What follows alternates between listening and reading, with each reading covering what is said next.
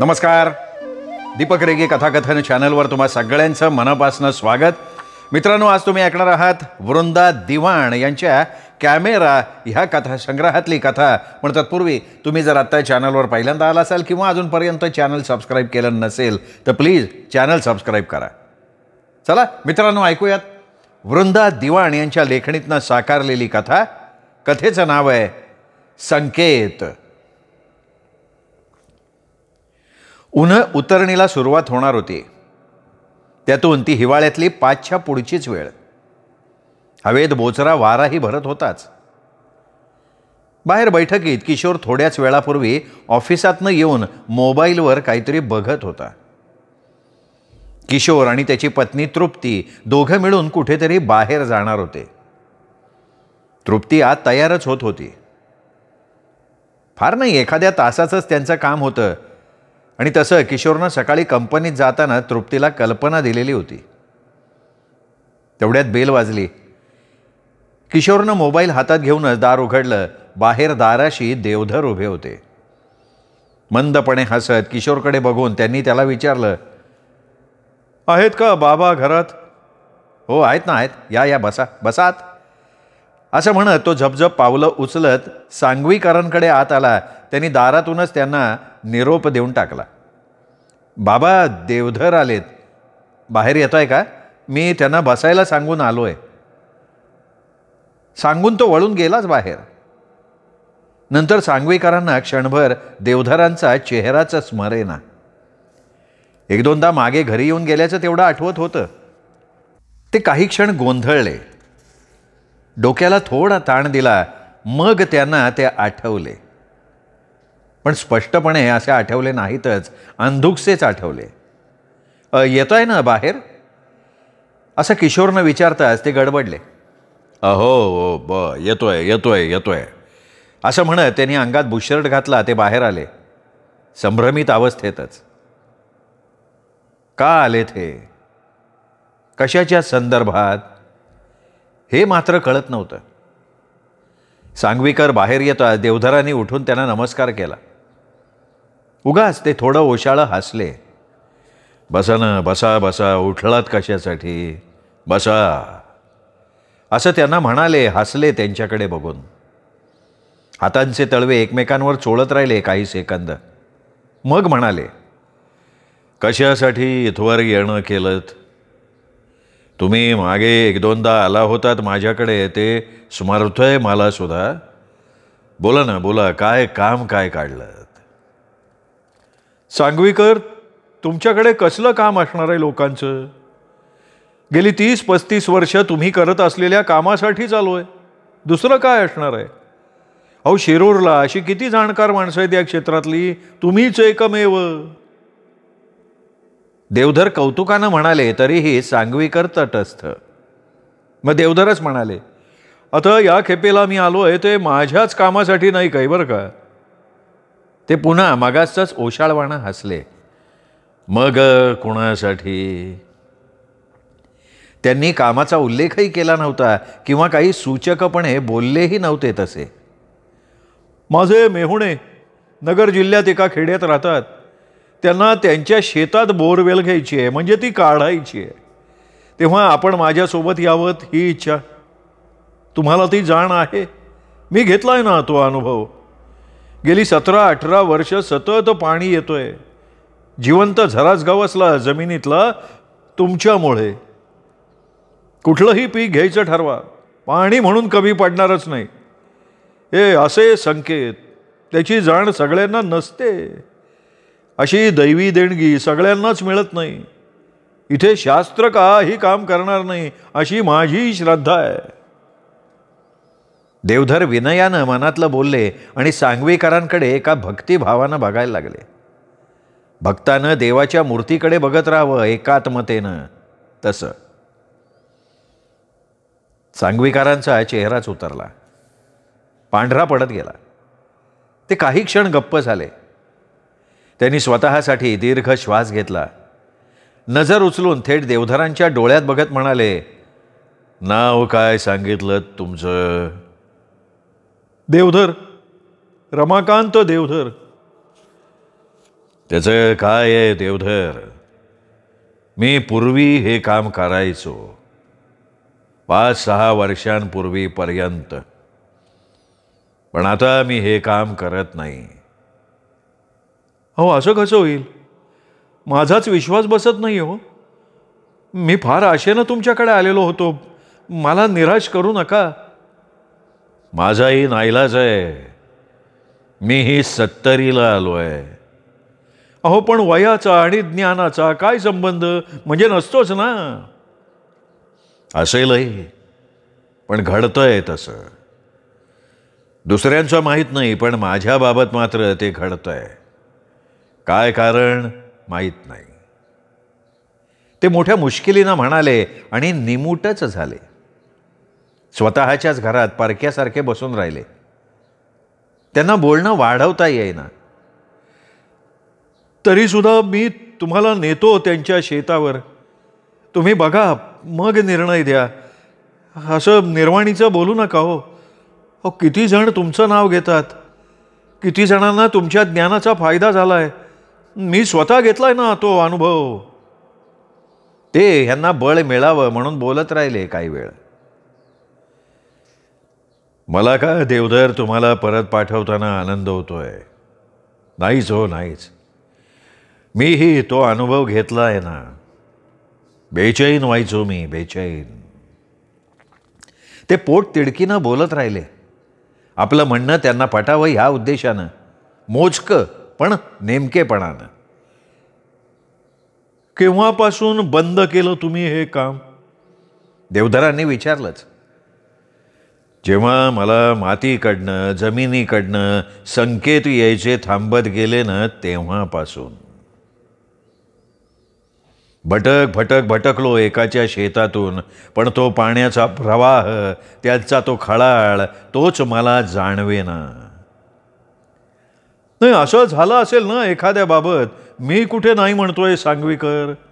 नसेल त्या जागी साठा जमिनीत पाण्याचा, मग तो जाणवेल कसा? ते विचित्रपणे डोळ्यांनी हसले. असेल तसंही असेल, पण पुढेही 1-2दा हाच अनुभव आला आणि मग मीच माझ्याशी हा निर्णय घेतला. नाही बघायची स्वतःची परीक्षा, थांबवायचं सगळं ह्या क्षणापासनं.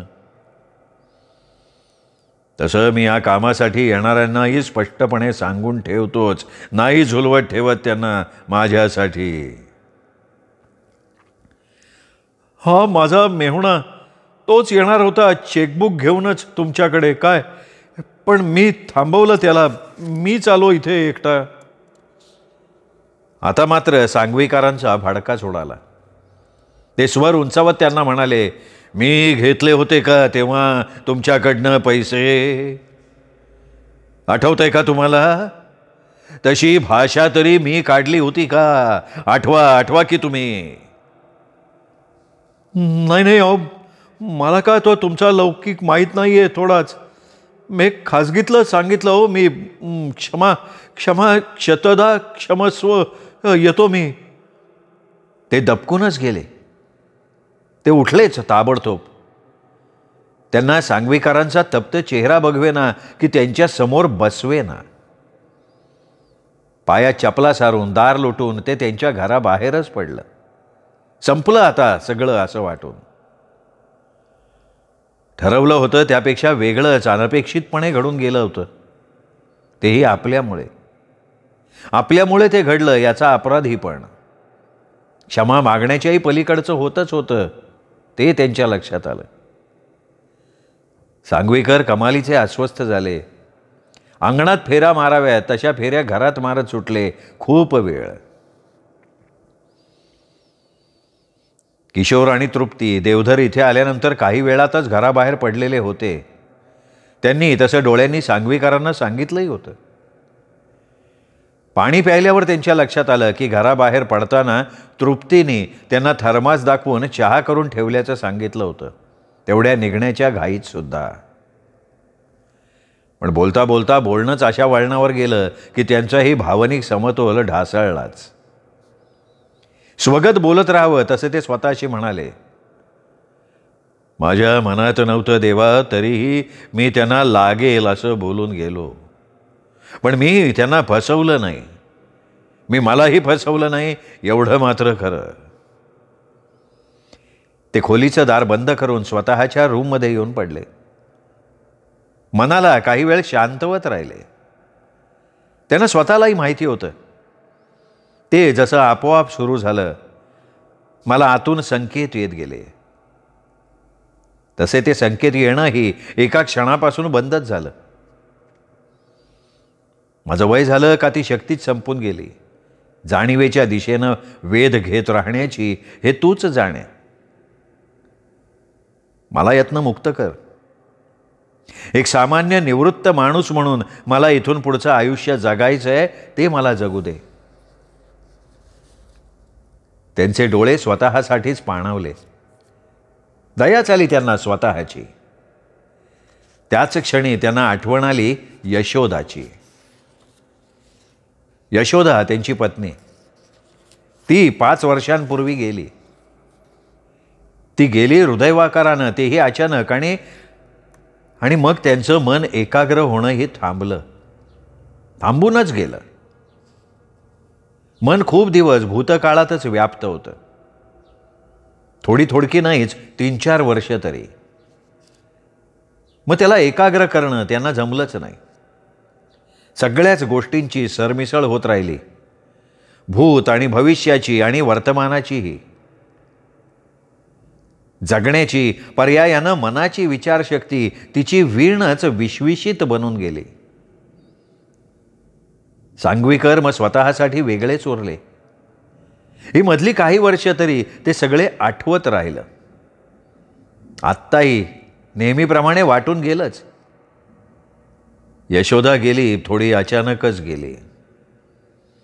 पण पत्नी गेल्यावर मी का सावरलो नाही? असं सर्वांचंच होतं का? माहीत नाही, पण माझं मात्र झालं. उठून त्यांनी स्वतःसाठी थर्मासमधनं मग भरून चहा ओतून घेतला आणि गॅलरीत येऊन बाहेरचं जग बघत उभे राहिले. किशोर आणि तृप्ती घरी परतेपर्यंत.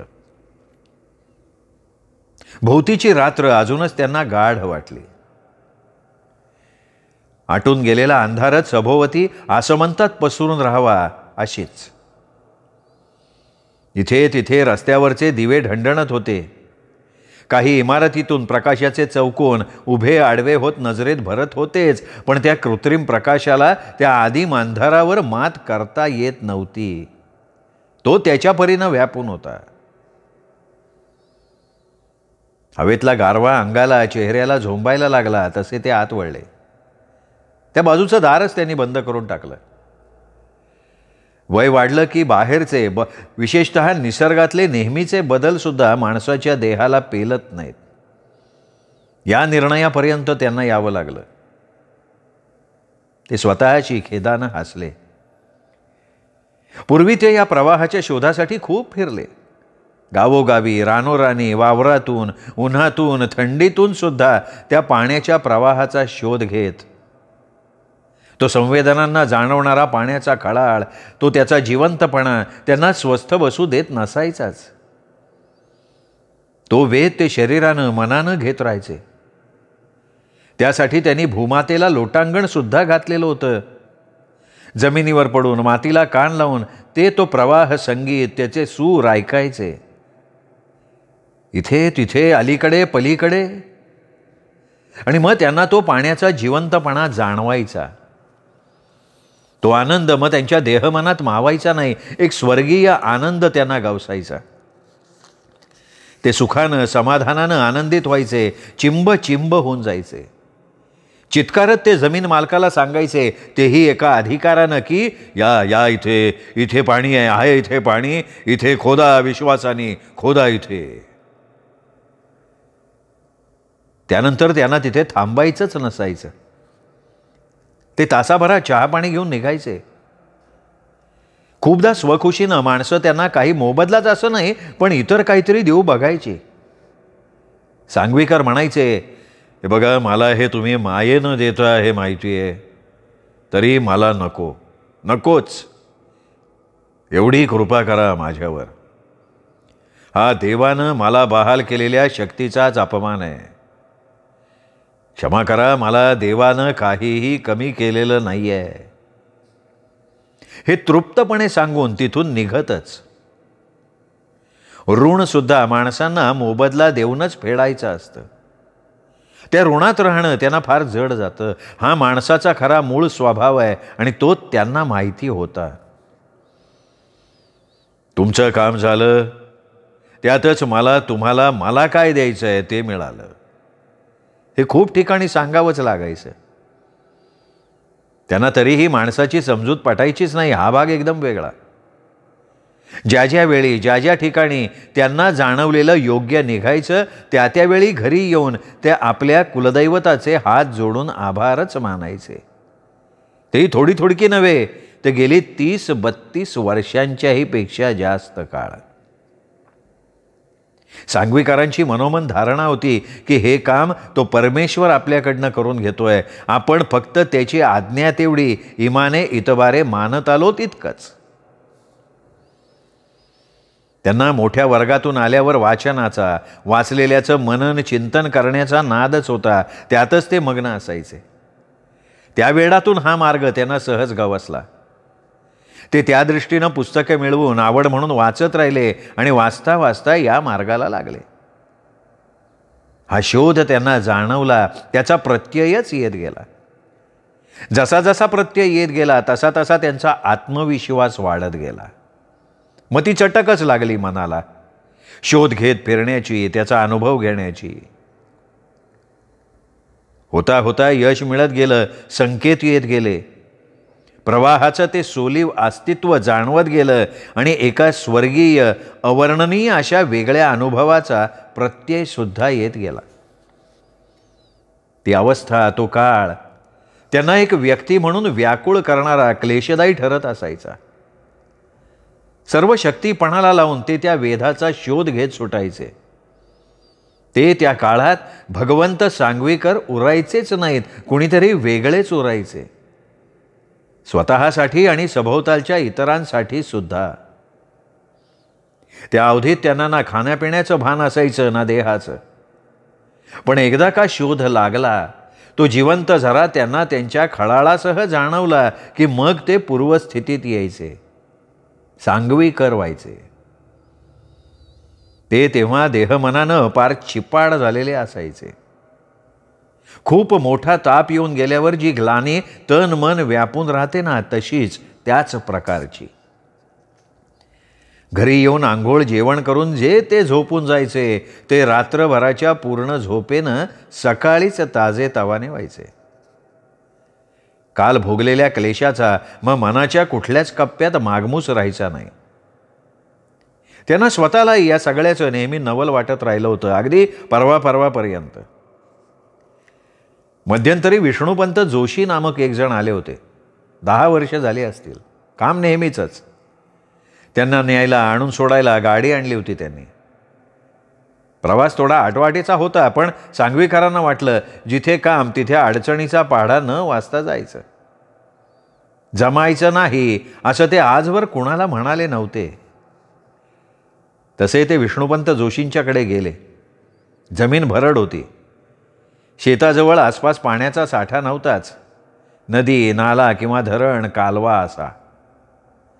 त्यांना प्रदेश बघताच त्याची कल्पना आलं. मनात आलं त्यांच्या की इथे खूप कठीण आहे. तरी यांना वाटतंय ना, मग प्रयत्न करून बघू. सबंध दिवस उन्हात ते रानभर फिरले. इथे तिथे झोपून जमिनीला कान लावून अंदाज घेतला, पण ना पाण्याचा ना प्रवाहाचा तो अनादी नाद त्यांना जाणवलाच नाही. यांच्या संवेदनाचा पावा कोरडाच राहिला. कसलेच संकेत नाहीत, मन एकाग्र करून सुद्धा. शेवटी दुसऱ्या दिवशी ते त्या ग्रहस्थांना म्हणाले, क्षमा करा, माझ्या मनाला प्रवाहाचा संकेत मिळतच नाही आहे. उगाचच इथे खोदा तिथे खोदा असं मी तुम्हाला कसं सांगू? कशासाठी खर्चात पाडू तुम्हाला? त्यांचा चेहराच उतरला. अपयश पचवणं वय झालं तरी माणसाला जमत नाही एवढं मात्र खरं. सांगवीकर स्वतः म्हणाले, तुम्ही मला घरी सोडा, माझ्या गाडीचा खर्च मी देतो. काम झालं नाही तर मला काही पैसे बिसे घेता येणार नाही, माझा नाईलाज आहे.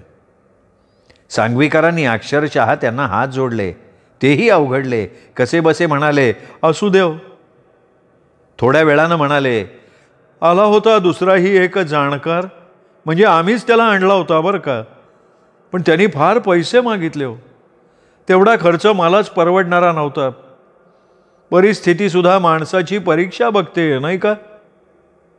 त्यांचा स्वर रडवेला झाला होता. बरं झालं त्यांना बोलवलं नाहीत ते. नाही होत एखाद्या बाईला मूल, पण म्हणून का त्या बाईचं स्त्रीत्वच नाकारायचं आहे? तसंच आहे हे, तसंच आहे. दुसऱ्या कसल्या कामासाठी वापरा जमीन, काय हा माझा सल्ला आहे, आग्रह नाही. मलाही आजवर असा अनुभव नाही आला, पण जे जाणवलं ते मी प्रामाणिकपणे सांगितलं. त्याच्यावर विश्वास ठेवायचा का ठेवायचा नाही हा सर्वस्वी तुमचा प्रश्न आहे. तिथून घरी आल्यावर त्यांना काही दिवस आपण महत्त्वाच्या परीक्षेत नापास झाल्याची भावना होत होती. त्यांनी देवापुढे हात जोडले आणि म्हणाले, असा प्रसंग वैऱ्यावर सुद्धा आणू नकोस रे देवा. अरे आम्हीही माणसंच आहोत. कल्लोळाचा आघात सोसणं माणसाच्या सहनशक्ती बाहेरचं आहे रे बाबा. त्यांचे डोळे घळाघळा झरत होते. आपली असहाय्यता ओळखणं तरी किती जणांना जमतं. माणसं आपले दोष इतरांवर सहजासहजी लोटतात आणि सुखी व्हायला बघतात आणि तिथेच चूक करतात. दैवातले भोग सुद्धा प्रत्येकाला त्याचे त्याला भोगावे लागतात. सांगवीकरांनी त्या ग्रहस्थांना गाडीनं जायचे यायचे पैसे दिले तर ते पैसे घ्यायला तयार नव्हते. पण हात जोडल्यानंतर ड्रायव्हरचा आणि त्यांचा नाईलाज झाला. तसे कामाचे पैसे तर ते कोणाकडून घेत नव्हते, पण काही तासांचा तोही आतल्या रस्त्याचा प्रश्न असला तर ते वाहन तेवढं बोलवून घेत असत. त्यांना तिथे येऊन विश्रांती थोडीच घ्यायची होती.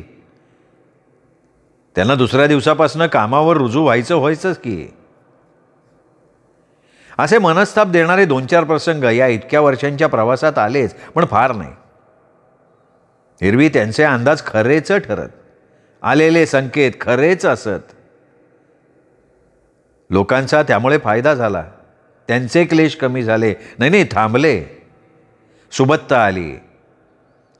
सुबत्ता सुखाची बरसात घेऊन येतेच घरात. काहींच्या जमिनीत पाणी लागलं. बांधकामं झाली की ते पाणी शेजारच्यांना मिळत गेलं. पण त्यांनी पुनर्भरणाचा मंत्र आवर्जून सगळ्यांना दिला. प्रवाह अखंड राहायचा असेल तर 6 फुटांच्या परिसरात वाळू, नारळाचे, विटांचे तुकडे असं काही घालून पाणी तिथे आत जमिनीत झिरपू द्या. त्यानं झरा वाहता जिवंत राहील हा सल्ला दिला. खूप जणांनी तो सल्ला ऐकला, काहींनी ऐकला नाही, आळस केला. पाणी संपलं 4-5 वर्षात. त्यांना पुनर्भरण करावंच लागलं. प्रवाह वाहता राहिला. पाण्याला प्रवाही राहण्यासाठीही त्याचं अन्न त्याला द्यायलाच हवं हेच माणसांना कळलं नाही. पण पुढे पुढे दूरचा प्रवास त्यांना सोसवेना, तब्येतीलाच पेलवेना, त्रास व्हायचा सगळ्याचाच, जाण्या येण्याचा आणि तो वेध घेण्याचा सुद्धा. सगळं शरीर मन पिळून टाकल्यासारखं शक्ती हरवून ते बसायला लागले. आता आपण थांबावं अशी इच्छा प्रबळ होत गेली आणि त्यात ते झालं.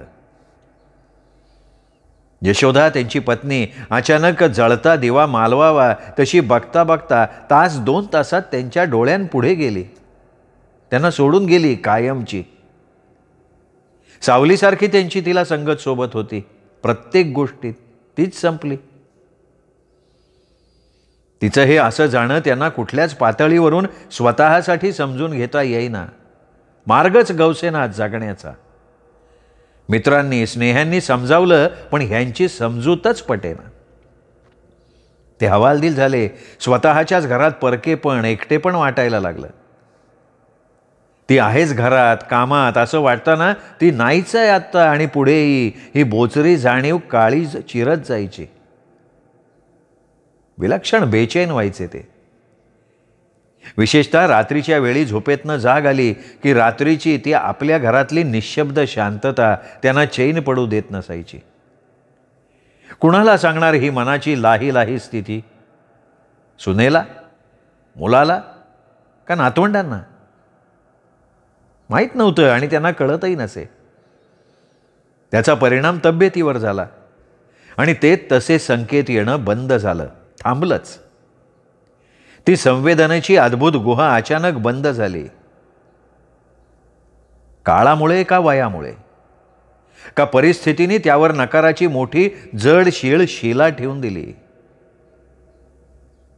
तरीही माणसं येत होती एक आशा घेऊन, एका अपेक्षेनं, त्यांचा पूर्वलौकिक माहिती करून घेऊन, आशेचा एक किरण ओंजळीत घेऊनच.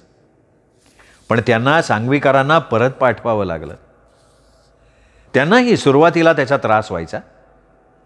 मनाची एक विलक्षण तगमग वाढायची, पण त्यांनी त्या लोकांना संयमानं परत पाठवलं, जड अंतःकरणानं. एकानं विचारलं होतं, तुम्हाला अजून कोणाचं असल्या जाणकाराचं नाव माहिती का? नाही म्हणजे तुम्ही सुचवता का? तुम्ही या कामाचे काही घेत नव्हता माहिती हो, पण ते काही रक्कम घेत असतील तर देऊ आम्ही. यावर सांगवीकर हसले आणि म्हणाले, नाही मला तरी ठाऊक नाही आहे. कुणाला अशी व्यक्ती माहीत असली तर विचारा, चौकशी करा. मी या क्षेत्रात तुम्ही शिष्य निर्माण केले नाहीत का? तुमचा मुलगा, सहकारी एखादा? नाही हो, नाही.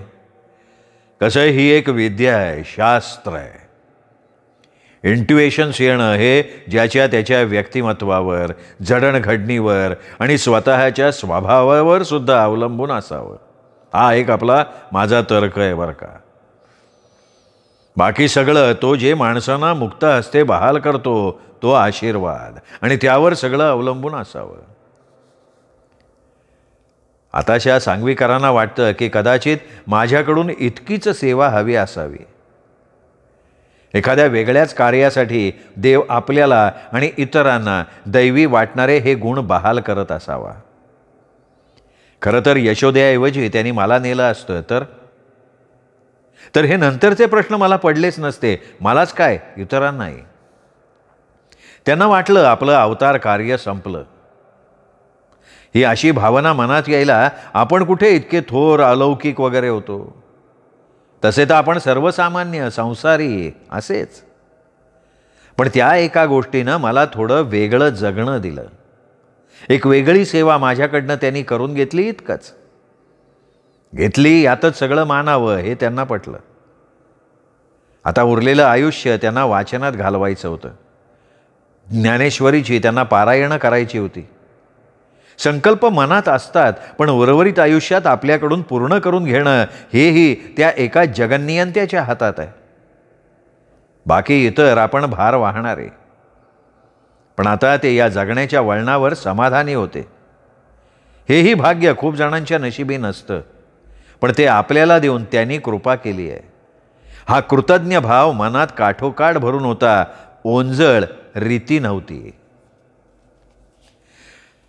मित्रांनो, वृंदा दिवाण यांची संकेत ही कथा इथे संपली. कथा तुम्हाला नक्की आवडली असेल. हा व्हिडिओ लाईक करा. हा व्हिडिओ मित्रपरिवारात, नातेवाईकात शेअर करायला काहीच हरकत नाही. आणि हो, चॅनल सबस्क्राईब करायचं राहून गेलं असेल तर प्लीज चॅनल सबस्क्राईब करा. चला पुन्हा भेटूयात.